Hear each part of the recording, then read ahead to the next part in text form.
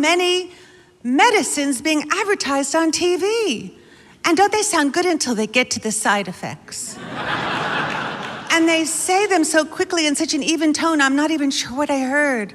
You'll have your hair forever. May cause your ass to bleed in public.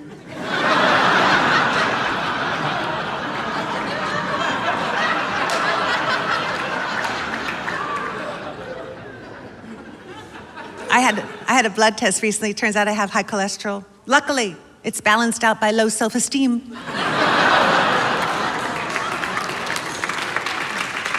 So I've been taking Lostima. And I also have too much vitamin D. I'm taking Hydema. But if you take Hydema with Lostima, may cause your ass to bleed in public. And my favorite new advertisement for a drug on TV is that one for the antidepressant that causes you to commit suicide. Have you seen that one? I think this drug might have left the laboratory a little bit too early.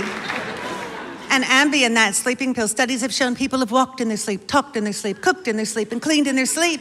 I am going to take that sleeping pill. I need to get more done.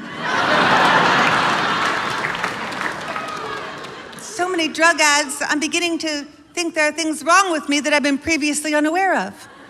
I saw an ad for female Viagra. I didn't know there was anything on me that should be standing up.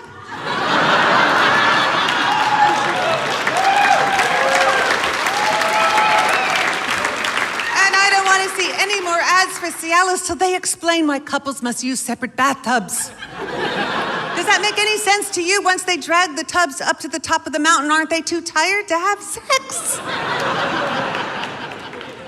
And sex after 60 can be quite challenging. Between my bad back and his bad knees, it hurts and feels good at the same time. That's not to say we're not highly experimental, because we are. This year, yes. This year, we're going to attempt to achieve simultaneous colonoscopies.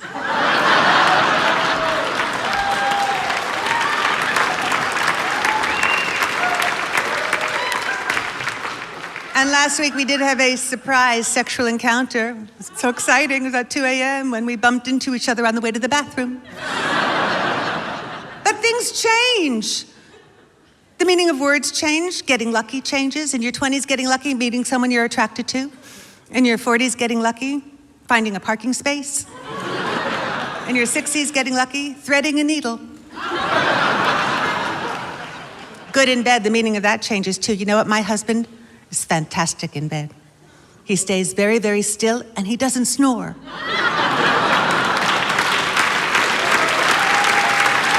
30 years, and I just say we've been very, very lucky in that no other people have found either one of us the least bit attractive. We've been together so long, we don't even have to talk anymore. We know what the other person is thinking. It's scary, we're on the same wavelength. Sometimes I'll be lying in bed and he'll just roll over and whisper in my ear, "You're wrong."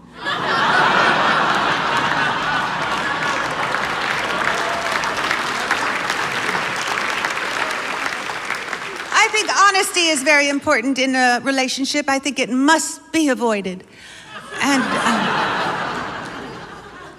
I'm honest, I just wait till the right time. I wait till he says, "I broke a dish," and then I say, "I scratched the car."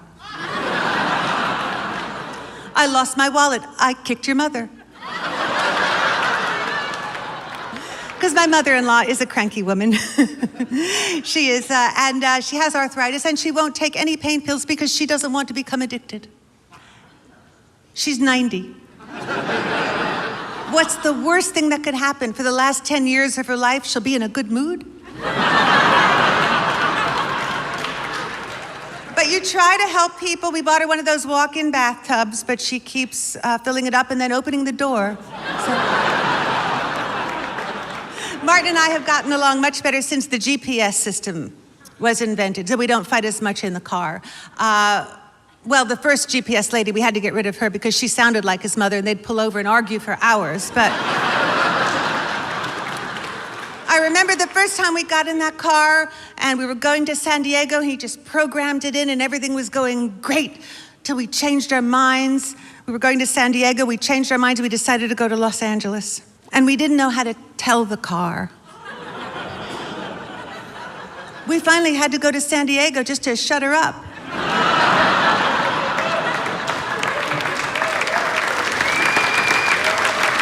And of course, he bought the car with the self-parking system. I said, we don't need it. Well, we needed it the other day. We were parking, a policeman came over and said, that's a no parking zone. And Martin said, nothing to do with me. This is where the car wants to park. Because cars are almost human these days. They tell you everything they're feeling. A yellow light comes on if the tires need air. A red light comes on if it needs cooler. The other day we were driving along, a purple light came on. And I looked it up and it turned out the car was just feeling vulnerable.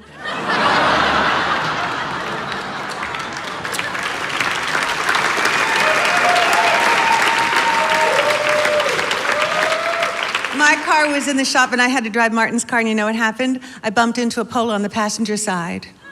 And I didn't tell him because he never goes over to that side. And one day he went over to that side and he got furious. And I said, there's no use getting angry now. This happened 6 months ago.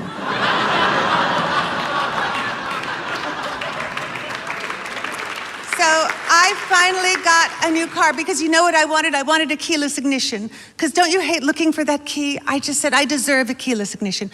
So I got a car with a keyless ignition. I was driving it home. I decided to stop at Starbucks to get a $9 cup of coffee. And I wanted to test my keyless ignition.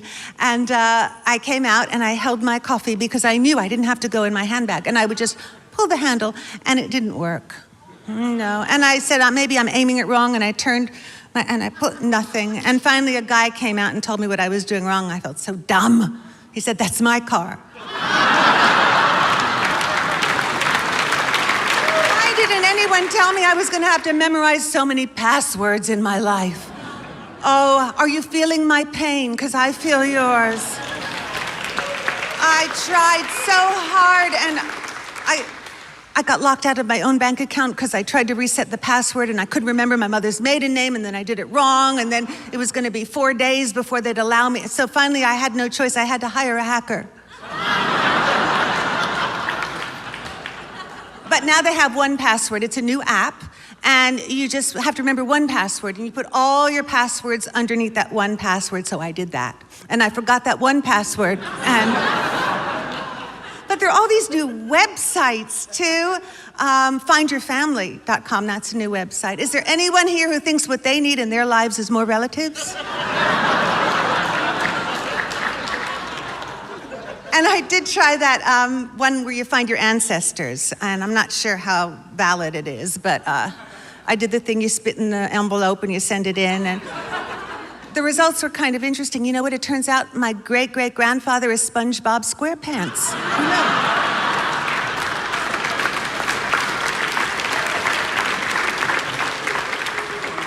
And I recently had a death in my family. My phone died. And that's your best friend. Your phone is your best friend now. And it just went dead. And you know, everyone says, turn it off and on again. And so I said, I can't do that. So I called the hotline, and 20 minutes later, I talked to someone in India who said, Deb, you turned it off and on, you know? And I said, well, it's already off, so I can't turn it off. And if I could turn it on, I wouldn't be having this conversation. So I made a Genius appointment at the Genius store with one of the Genius people. And I guess all the geniuses were in Genius school that day, because I got a teenager with blue hair and a ripped t-shirt. But he was a teenager and he was a genius, and that's why he didn't say turn it off and on again. He looked at it and said, "Oh, your phone's dead." And he went on and he said, "Oh, sometimes it happens." That's what he said. Then he asked me, "Did you back it up on the cloud?" And I said, no. And he said, well, why not? And I said, because I'm 64 and I have no idea what you're talking about.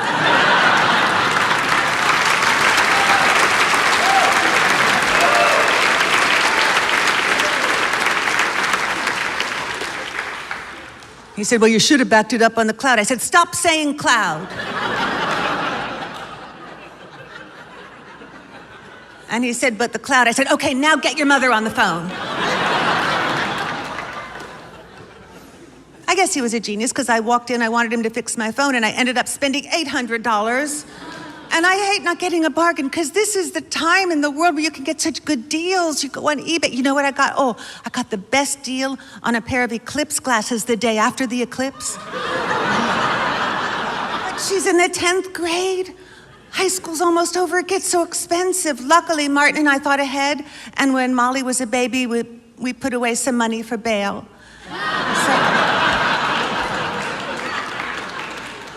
What am I gonna do the day she leaves the house? It's gonna be excruciating. I was talking to my friend Cindy about it, and she said, you know what, Rita, don't worry, because college is only 4 years, and then they come home and they live with you for the rest of their lives.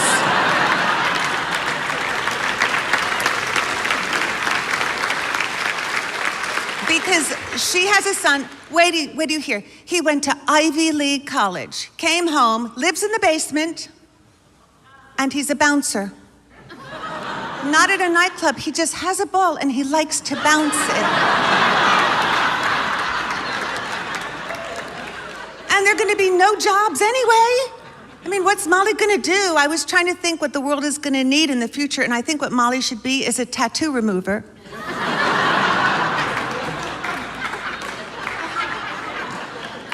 Because a lot of people are going to be happy with the decisions they made in their youth. And some people are going to say, you know, I like French toast. I don't know why I seared it into my forehead. And there's so many things I don't understand about young people. Maybe you can help me. I don't understand the clothes. Young boys' clothing is getting looser and lower. Young girls' clothing is getting tighter and higher. Saw a young couple crossing the street. He was wearing a blanket. She was wearing a blindfold. Here's something I'll never understand, the pierced tongue. And I think strange things. I can't stop myself. Like, if they take it out and then they eat soup, does it fall through the hole? And it's always young people who go into body piercing. I might have figured this out. I think it's because they haven't experienced a lot of pain in their lives yet. You never see a 90-year-old person wake up and say, you know what I'd like to do today?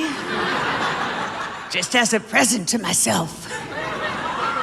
Punch a hole in a tender organ. And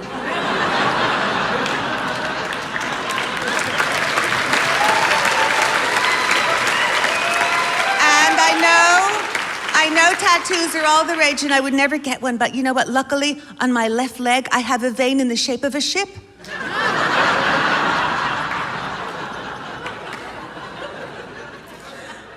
I don't understand the music. Madonna's music used to be shocking, but you know what it is now? It's elevator music. I was in an elevator, I heard like a virgin, touched for the very first time. What's elevator music gonna be like in 30 years? Got something itching in my pants and it's swinging to and fro. But I can't scratch it, my shorts are too low.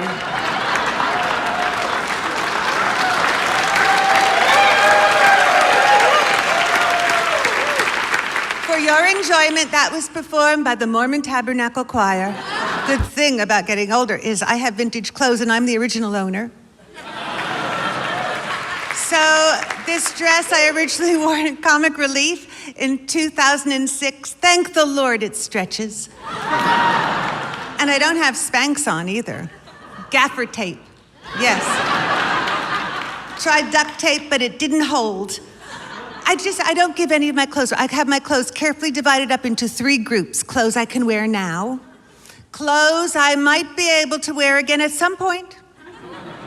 And clothes I'm never, ever gonna be able to wear again, even if someone cuts me in half. I have a pair of jeans, I'm telling you, the Israelis and Palestinians have a better chance of getting together than this zipper.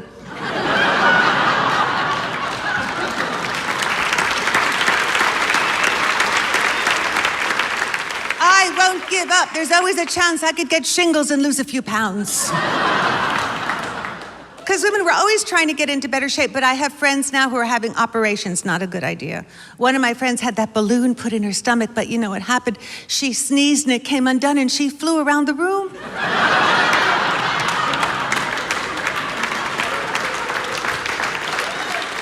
Even Even the supplements are dangerous. One of my friends took one of those supplements you see on TV, guaranteed she would lose 5 inches. She got shorter. Women, we like to exercise, but we like to exercise and talk. I have 2 friends, they like to jog and talk, they biked and talked, swam and drowned. I mean, even my great-great-grandmother used to take yoga, always bragging about how limber she was. I could touch the back of my knee to my nose. No, she had a fake leg, that didn't count. Come on.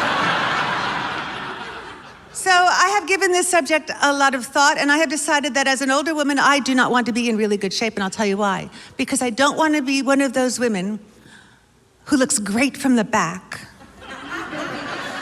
and then turns around and frightens people.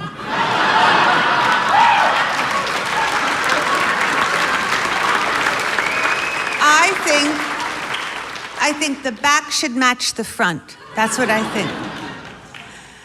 And you know what I love now? Compliments. Compliments make me so happy. And I find as time goes by, I'm less picky about compliments. The other day, I was giving blood, and the technician said, "Nice veins," and I said, "Allow me to take you to dinner." Thank you. Some compliments are kind of underhanded. I was trying a dress on in a store, and a saleswoman said to me, "That's a very forgiving dress." I know. I said, "Then you'll forgive me if I don't buy it from you. Thank you so much." When I was younger, I was insulted by compliments. I'd be walking down the street in Manhattan, and a construction worker would yell out, "Yo, mama, bring it over here." And I'd think to myself, well, you animal. Treated me like a piece of meat. The other day I was walking down the street and a man who'd recently regained consciousness rolled out from under a bench and vomit dribbled down his chin, and he opened up his crusty, pussy, bloodshot eyes, and he said, "You know, you're a good-looking woman." And I said, "And you, sir, are a fine gentleman with excellent taste. Thank you so much." Difficult conversations you have to have in your life. Oh, wait till I tell you. I'm watching the Animal Planet with Molly. You think you can watch the Animal Planet with your child? Oh, no. All of a sudden, a commercial comes on for, wait till you hear, catheters. Molly's 11 years old. "Mommy, what's a catheter?" And I wanted to say, "Why don't you ask Siri? Siri knows everything." But I didn't. I said, "It's my job. I'm her mother." And I said, "Molly, sometimes when people get older, they didn't come out, but I tried again. And I said, "Molly, sometimes after an operation, you seem to..."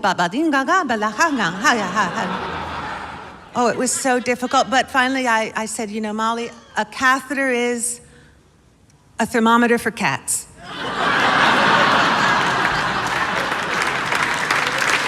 Best I could do. But boy, the world is changing fast, isn't it? I'm trying to stay relevant. I'm changing my name to Lady Haha.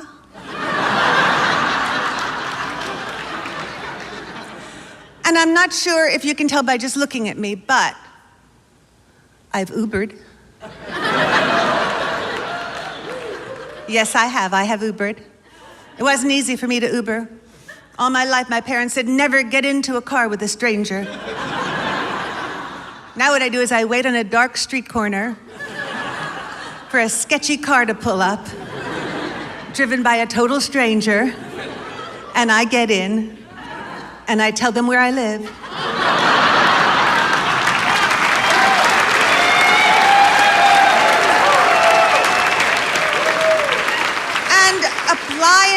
Appliances are getting so intuitive. I tell you what happened. I was in an airport, and I went into the ladies' room, and I went into one of those stalls, and I closed the door behind me, and you know what happened? The toilet flushed.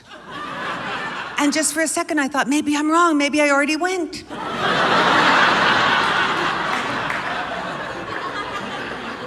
And did you know that robots are going to replace pets soon? I know that's going to be such a difficult conversation. How am I going to tell my dog she's out of a job? And why do I have to follow everything? I was in a drugstore. I saw a little box of X-Lax. It said, "Follow me on Twitter." I know where it's going. I don't want to follow it.